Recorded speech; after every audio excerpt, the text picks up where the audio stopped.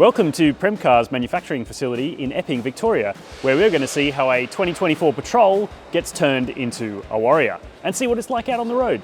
So let's go.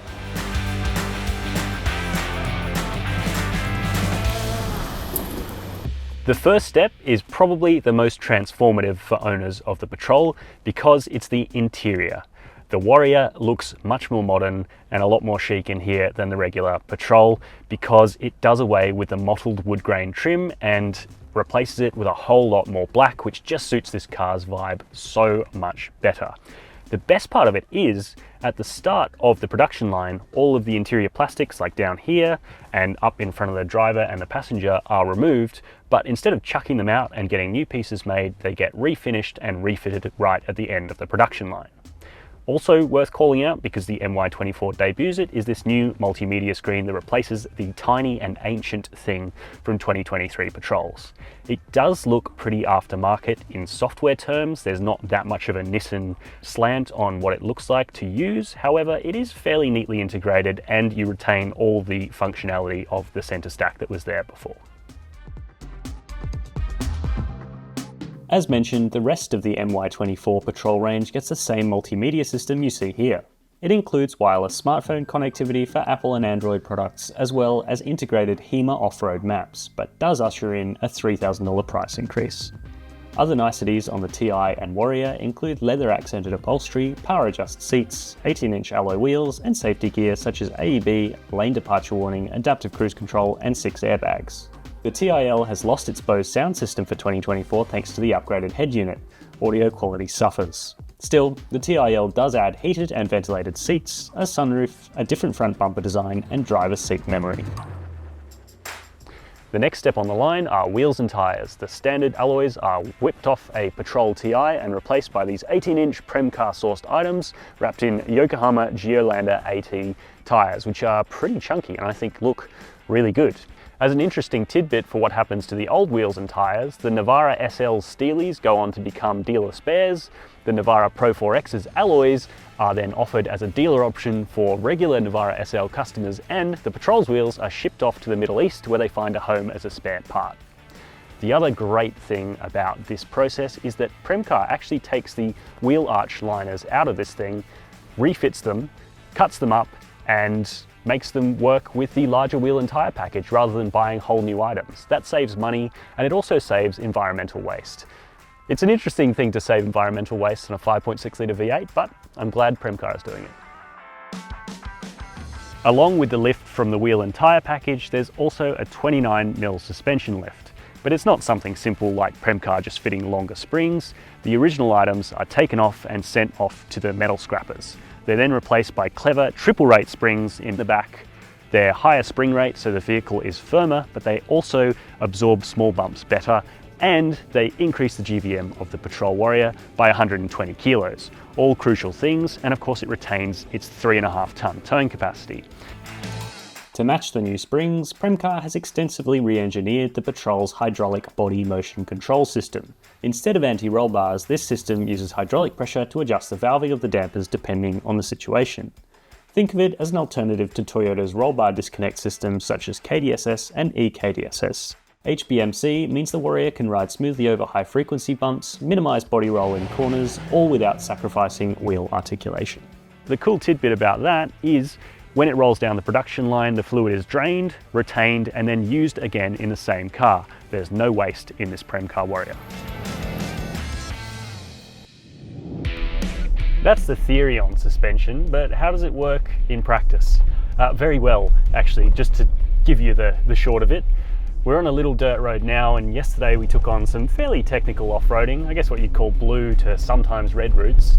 And yeah, the Patrol it's really effortless. There's so much clearance. The 40mm wider track also makes it feel more stable on the road. The firmer springs with the adjusted ride frequency means that it's amazing the difference in the steering from the suspension tuning. And we were talking to Bernie Quinn yesterday about this, about how important it is that the suspension supports the steering system, because it's not just here, it's the whole car that you get the feeling through the road in. And so you can just make more confident progress in the Patrol Warrior, be it on dirt, be it on road. It is honestly just so much better than the regular Patrol in the way it rides. And yes, it's still not perfect. Of course, it's still a heavy car. It has non-adaptive dampers, so there's not the sort of technology you get in a, I don't know, call it a Mercedes or a BMW large SUV, but this isn't that car. This is an off-road vehicle, it's a touring vehicle, and honestly you could jump into this, drive from Sydney to Melbourne to Adelaide, on-road or off-road if you wanted to, and I think, yeah, it's just genuinely fit for purpose. Yes, the steering system could be improved even further, but that's, I think, coming in the next generation of this vehicle, because yeah, what Premcar's managed to achieve with this suspension tune is, yeah, really, really impressive. And of course it's more capable off-road too. You got a bit more clearance, you got a bit wider track, so again, extra grip, extra capability. But of course, what we love is the new bimodal exhaust, which sounds awesome through the whole rev range, and it just wakes the Patrol up. Of course, you got standard all-wheel drive and clever traction control and rear diff lock and all that sort of stuff. That's all standard. Well, not rear diff lock, sorry, it's a rear helical limited slip differential. But yeah, I think hopefully you can hear it on the camera, just how good the V8 sounds when it gets to breathe a little bit more freely out here. It's pretty cool. But if you can't hear it, what I'm going to do is now cut to what it sounds like outside when it's cold and revving, because yeah, it's hard not to make that quite a big point in this car, because the Patrol is characterized by its engine. When it goes to, potential, very likely V6 in next generation form, well, it's going to be interesting. Patrol's definitely going to lose a little bit of its character, but hopefully that engine still sounds pretty good. Anyway, enough blabbing. We'll cut to the exhaust now so you can hear what this thing sounds like sitting still and revving.